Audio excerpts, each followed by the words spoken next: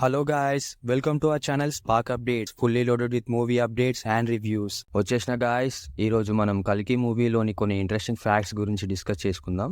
కల్కి మూవీ రిలేటెడ్గా డిస్కస్ చేసుకుంటున్నాం కాబట్టి మీరు కల్కి మూవీ చూశాకనే ఈ వీడియో చూడండి. కల్కి మూవీ చూడని వాళ్ళు ఈ వీడియోని చూడొద్దు, ఎందుకంటే ఇందులో స్పాయిలర్స్ ఉంటాయి కాబట్టి. మూవీ చూసి వచ్చాక ఈ వీడియోని చూడండి, మీకు అర్థమవుతుంది. సో ఇంకా లేట్ చేయకుండా వీడియోలోకి వెళ్ళిపోదాం. ఈ వీడియోలో మేము డిస్కస్ చేసే టాపిక్స్ ఏంటంటే, ఫస్ట్ వన్ వచ్చేసి Karna story and Ashwatthama story. Second one వచ్చేసి మూవీలో గాంధీవం చూపించారు కదా, అది అర్జునుడి దగ్గర ఉండాలి, మరి ఆ డెసర్ట్ లాంటి ప్లేస్లోకి ఎలా వచ్చింది. అండ్ థర్డ్ వన్ వచ్చేసి Ashwatthama and Karna relation, like వాళ్ళు ఎలా కలిశారు, ఎలా ఫ్రెండ్స్ అయ్యారు అని. ఫోర్త్ వన్ వచ్చేసి కమల్ గారు ఆ గాంధీవం ఎలా లిఫ్ట్ చేశారు. అండ్ తర్వాత ఫిఫ్త్ వన్ వచ్చేసి ఓన్లీ గాడ్స్డే లిఫ్ట్ చేయాల్సిన గాంధీవం కమల్ గారు ఈవిల్ ఆలోచనలు ఉన్నా కూడా కమల్ గారు అలా ఎలా లిఫ్ట్ చేసేశారు. అండ్ నెక్స్ట్ వన్ వచ్చేసి కర్ణ చిరంజీవి కాదు, మరి మూవీలో అశ్వత్థామతో ఎలా వచ్చాడు. ఇక సెవెంత్ వన్ వచ్చేసి అశ్వత్థామకి కర్ణుడి ఆయుధమైన విజయధనస్సు ఎలా వచ్చింది. చాలానే ఇంట్రెస్టింగ్ టాపిక్స్ గురించి మాట్లాడుకుందాం. మీరు ఏ డీటెయిల్ని మిస్ అవ్వకుండా ఉండాలంటే మీరు వీడియోని పూర్తిగా చూడండి, స్కిప్ చేయకుండా ఎండింగ్ వరకు చూడండి. ఓకే, మరి ఇక వీడియోలోకి వెళ్ళిపోదాం.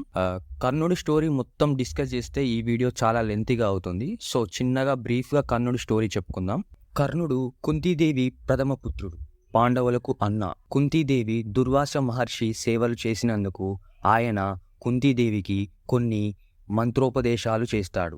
ఏ దేవుడినైనా తలుచుకొని ఆ మంత్రం పఠిస్తే ఆ దేవుడి ద్వారా ఒక కొడుకును వరంగా పొందవచ్చు. అయితే కుంతీదేవి ఈ మంత్రాన్ని పరీక్షిద్దామని చెప్పి సూర్యదేవుడిని తలుచుకొని మంత్రం పఠిస్తుంది.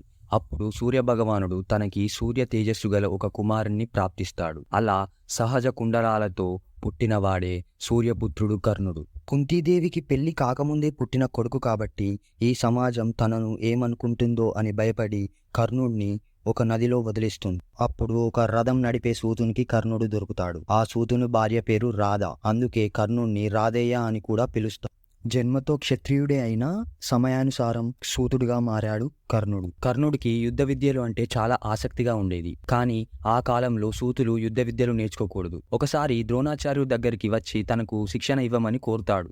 అప్పుడు ద్రోణుడు నేను క్షత్రియులకు మాత్రమే నేర్పుతానే అని అంటాడు. దీనికి కర్ణుడు చాలా బాధపడతాడు. తన పుట్టుక తన టాలెంట్ని అడ్డుకుంటుందని చాలా బాధపడతాడు కర్ణుడు. సూతునైనంత మాత్రాన తనకి విద్యలు రాకూడదు అని ఈ సమాజం అంటుందని దీనికి చాలా బాధపడి అక్కడి నుంచి వెళ్ళిపోతాడు. అయితే స్వయంగా ఆ మహాశివుని దగ్గరే శిక్షణ పొందుతాడు పరశురాముడు. ఈయన ఇంతకుముందు భీష్ముడు మరియు ద్రోణాచార్యునికి గురువు. ఆయన దగ్గరికి వెళ్తాడు కర్ణుడు. అయితే ఇక్కడ కర్ణుడు పరశురామునితోని తను ఒక క్షత్రియుడు అని అబద్ధం చెప్పి శిక్షణ పొందుతాడు. అలా పరశురాముని దగ్గర యుద్ధ శిక్షలను ముగించుకొని మళ్ళీ హస్తినాపురానికి వస్తాడు కర్ణుడు. అయితే ఇక్కడికి వచ్చినాక కూడా తనకి అవమానాలు జరుగుతూనే ఉంటాయి, ఒక సూతపుత్రుడు అని. ఇది తట్టుకోలేకపోతాడు కర్ణుడు. అప్పుడు దుర్యోధనుడు కర్ణుడు వైపు నిలబడి కర్ణునికి సపోర్ట్ చేస్తాడు. అక్కడ కర్ణునికి మరియు దుర్యోధనునికి మంచి స్నేహం ఏర్పడుతుంది. ఇక్కడే దుర్యోధనుడి కోసం కర్ణుడు ప్రాణాలు సైతం ఇవ్వడానికి సిద్ధమవుతాడు. దుర్యోధనుడితో స్నేహం కోసం ఇచ్చిన మాట కోసం అన్యాయం వైపు నిల్చొని కురుక్షేత్రంలో యుద్ధం చేస్తాడు. ఆ యుద్ధంలోనే కౌరవుల వైపు నిల్చొని పాండవులతో యుద్ధం చేసి మరణిస్తాడు కర్ణుడు. ఇక అశ్వత్థామ కథ విషయానికొస్తే, పాండవులకు కౌరవులకు ఏకైక గురువైన ద్రోణాచార్యుడి కొడుకు అశ్వత్థాముడు. అతని తల్లి కృపి. ద్రోణుడి తపస్సుకు మెచ్చి ఆ మహాశివుడు అనుగ్రహంతో నుదిటిపై ఒక మణితో అశ్వత్థామ జన్మిస్తాడు. ఆ మణి వల్ల తనకు ఆకలి, అలసట, నిద్ర వంటి సమస్యలు ఉండవు. సహజ మానవుడికి ఉండే అవసరాలు అశ్వత్థామకు ఉండవు. అశ్వత్థామ కూడా కౌరవులు పాండవులతో కలిసి ద్రోణుడి దగ్గర శిక్షణ పొందుతాడు. అయితే ద్రోణుడికి అర్జునుడు అంటే చాలా ఇష్టం. ఇది అశ్వత్థామకు నచ్చదు. ఆ సమయంలో దుర్యోధనుని మాటల్లో పడి కౌరవులతో స్నేహం చేస్తాడు. అలాగే యుద్ధంలో కూడా కౌరవుల తరపున పోరాడుతాడు. పాండవుల కొడుకులైన ఉప పాండవుల్ని నిద్రిస్తుండగానే చంపేస్తాడు. అలాగే అభిమన్యుడి భార్య కడుపులో ఉన్న పరీక్షిత్తును చంపడానికి బ్రహ్మాస్త్రాన్ని ఉత్తర కడుపులోకి వదులుతాడు. ఇది చూసి తట్టుకోలేని కృష్ణుడు తన నుదిటిపై ఉన్న మణిని తీసేసి కాలాంతం వరకు ఇలా గాయాలతో సీము నెత్తురు కారుతూ చిరంజీవిలా జీవిస్తావు అని శాపమిస్తాడు. అలా అశ్వత్థామ ఒక చిరంజీవి అవుతాడు, ఐ మీన్ ఇమ్మోర్టల్. మీకు ఇంకా డీటెయిల్డ్గా కర్ణుడిది మరియు అశ్వత్థామది పూర్తి స్టోరీ కావాలనుకుంటే కామెంట్ సెక్షన్లో కామెంట్ చేయండి, మేము వాటిపై కూడా సపరేట్గా వీడియోస్ చేస్తాము. ఇక సెకండ్ పాయింట్ విషయానికి వస్తే, మూవీలో గాంధీవాన్ని చూపించారు కదా, అది అర్జునుడి వద్ద ఉండాలి. మరి ఆ డెసర్ట్ లాంటి ప్లేస్ ఎలా వచ్చిందంటే, మన పురాణాల ప్రకారం గాంధీవాన్ని బ్రహ్మ చేశారు. ఈ వెపన్ చాలా టైం వరకు డిఫరెంట్ గాడ్స్ దగ్గర ఉంది. ఫస్ట్ ఈ బో లార్డ్ శివ దగ్గర 1000 ఇయర్స్ ఉండింది. తర్వాత ప్రజాపతి గారి దగ్గర 503 సంవత్సరాలు ఉంది. ఇంద్రదేవుని వద్ద 580 సంవత్సరాలు ఉంది. అండ్ సోమ వద్ద 500 ఇయర్స్ ఉంది. ఫైనల్గా వరుణ దేవుని వద్ద 100 సంవత్సరాలు ఉంచుకొని అర్జునుని వద్ద ప్రతిభ చూసి అగ్నిదేవుడు వరుణుని దగ్గర నుండి గాంధీవారిని తీసుకొని అర్జునునికి ఇచ్చాడు. ఆ విల్లుతోనే అర్జునుడు కురుక్షేత్ర యుద్ధం చేశాడు.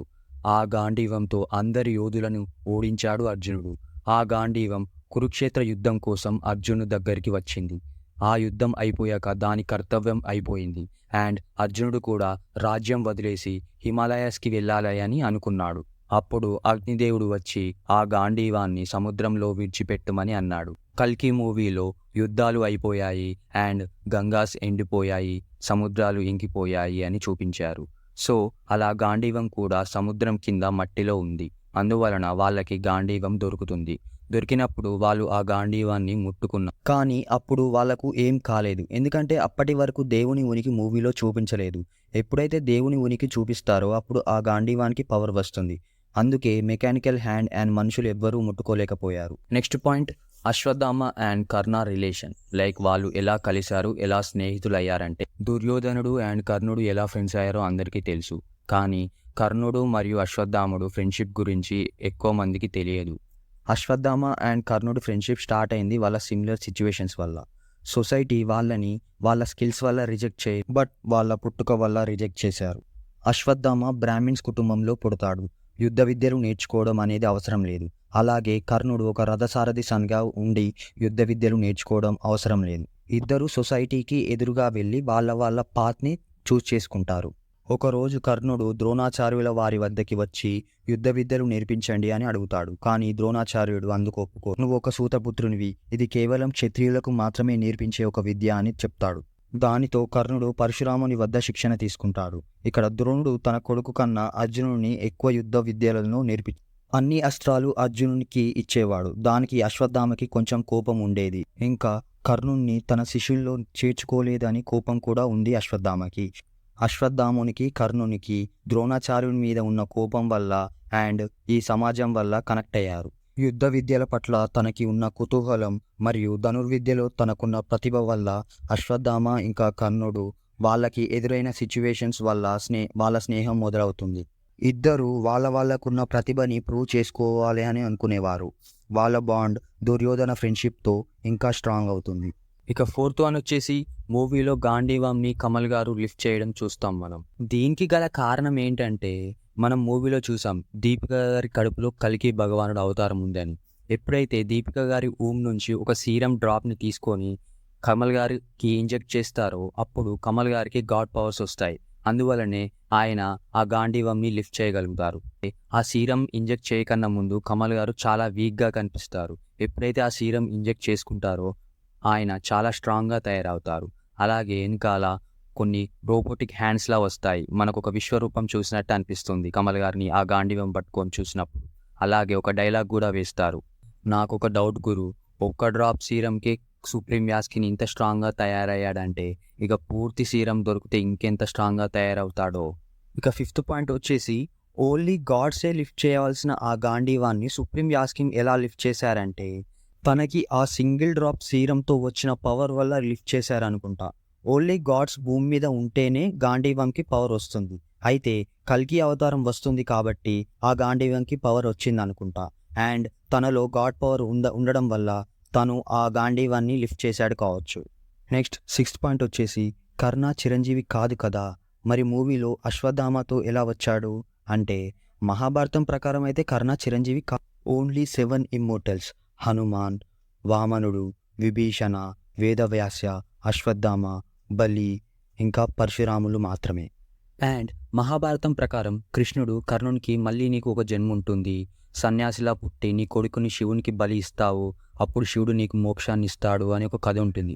దాని గురించి తర్వాత మాట్లాడుకుందాంలేండి. మీకు ఒకవేళ కావాలంటే కమెంట్ చేయండి, ఆ స్టోరీ గురించి కూడా చెప్తాము. అయితే ఈ స్టోరీ కలియుగం స్టార్టింగ్లోనే అయిపోతుంది. మరి మూవీలో కర్ణుడు ఎలా ఉన్నాడు అంటే, దీనికి మా గెస్ ప్రకారం నాగశ్విన్ గారు సినిమాటిక్ లిబర్టీ తీసుకున్నారు కావచ్చు. మహాభారతం ప్రకారం కర్ణుడైతే ఇమ్మోర్టల్ కాదు. కల్కి పురాణం ప్రకారం పరశురాముడు కల్కికి యుద్ధ విద్యలు నేర్పించాడు. కానీ నాగశ్విన్ గారు మూవీలో కర్ణుడు వచ్చి కల్కికి యుద్ధ విద్యలు నేర్పించేలా ప్లాన్ చేశారేమో. ఇది పూర్తిగా మా గెస్ అంతే. చూడాలి ఇంకా మూవీలో కర్ణుని క్యారెక్టర్ నాగశ్విన్ గారు ఎలా డిజైన్ చేశారో. అట్ లాస్ట్ 7th పాయింట్ వచ్చేసి అశ్వత్థామకి కర్ణుని యొక్క ఆయుధం ఎలా వచ్చింది.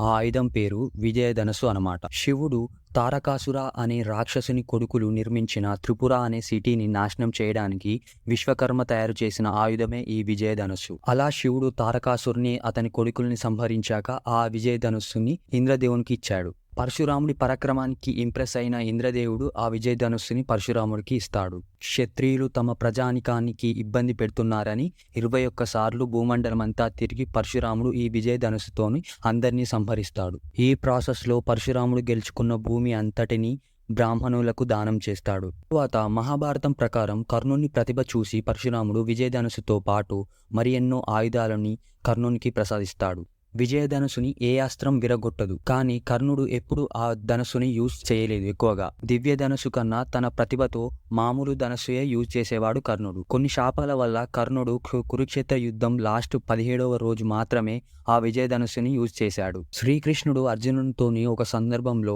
ఇలా చెప్తాడు, ఆ విజయధనుస్సు కర్ణుని చేతిలో ఉన్నంత వరకు అతన్ని ఓడించడం అసాధ్యమని. అంత పవర్ఫుల్ ఆ విజయధనుస్సు. యుద్ధంలో కర్ణుని రథచక్రం భూమిలో ఇరుక్కుపోతుంది. దానికోసం కర్ణుడు ఆ విజయధనుస్సుని వీడిచి రథం దిగి చక్రాన్ని లేపడానికి వస్తాడు. అప్పుడు అర్జునుడు ఆ టైంలో కర్ణుడిని చంపేస్తాడు. ఈ విధముగా కర్ణుడు మరణిస్తాడు. అయితే కొన్ని కథనాల ప్రకారం ఆ విజయధనుస్సుని అర్జునుడు తీసుకున్నాడని ఉంది. ఇంకొన్ని కథనాల ప్రకారం ఆ విజయధనుస్సు పరశురాముని వద్దకు చేరింది అని కూడా ఉంది. ఎక్కువ మంది పరశురాముని వద్దకే చేరిందని నమ్ముతారు. అయితే మూవీలో అశ్వత్థామ వద్ద ఉంటుంది. అయితే నాగశ్విన్ గారు పరశురాముని బదులు కర్ణుణ్ణి కలియుగంకి తీసుకువచ్చారు కాబట్టి ఆ విజయధనుస్సుని అశ్వత్థామ వద్ద ఉంది కావచ్చు. ఎప్పుడైతే ఆ ధనస్సు ప్రభాస్ చేతిలోకి వెళ్ళిందో అప్పుడు ఆ ధనస్సుకి పవర్ వచ్చినట్టు మనం చూసాము. ముందు చెప్పుకున్నట్టు నాగశ్విన్ గారు పరశురాముని బదులు కర్ణుణ్ణి తీసుకువచ్చారు కదా. సో కర్ణుని ధనస్సు అలా అశ్వత్థామ వద్ద ఉంది కావచ్చు. ఇది పూర్తిగా మా గెస్ మాత్రమే. చూడాలి నాగశ్విన్ గారు ఇంకా ఇలాంటి క్వశ్చన్కి ఫ్యూచర్లో వచ్చే మూవీస్తో ఎలా ఆన్సర్స్ ఇస్తారో అని. ఓకే గురు, అన్ని క్వశ్చన్స్కి ఆన్సర్స్ ఇచ్చామని అనుకున్నాము. మూవీలో మీరు ఇంకేమైనా గమనించి ఉంటే దాన్ని కామెంట్ సెక్షన్లో మెన్షన్ చేయండి. మేము కూడా చూస్తాము, మేము కూడా తెలుసుకుంటాము. అది గురు సంగతి. వీడియో నచ్చితే మాత్రం లైక్ చేయండి. అలాగే ఎలా ఉందో కామెంట్ కూడా చేయండి. మీరు ఇలా లైక్ చేసి కామెంట్ చేస్తే మాకు ఎంకరేజ్మెంట్ వస్తుంది, బూస్ట్ ఇచ్చిన వాళ్ళు అవుతారు. మేము ఫ్యూచర్లో కూడా ఇలాంటి టాపిక్స్ మీద వీడియో చేయడానికి మాకు ఎంకరేజ్మెంట్ వస్తుంది. So please do support us. That's it. మీరు ఇంకా మా ఛానల్కి సబ్స్క్రైబ్ చేసుకోనట్టయితే ప్లీజ్ సబ్స్క్రైబ్ చేసుకోండి, లైక్ చేయండి, షేర్ చేయండి అండ్ పక్కనే ఉన్న బెల్ ఐకాన్ని నొక్కండి. మేము వీడియోస్ పెట్టగానే మీకు వెంటనే నోటిఫికేషన్స్ వస్తాయి. That's the video guys. Let's meet in our next video. Bye bye.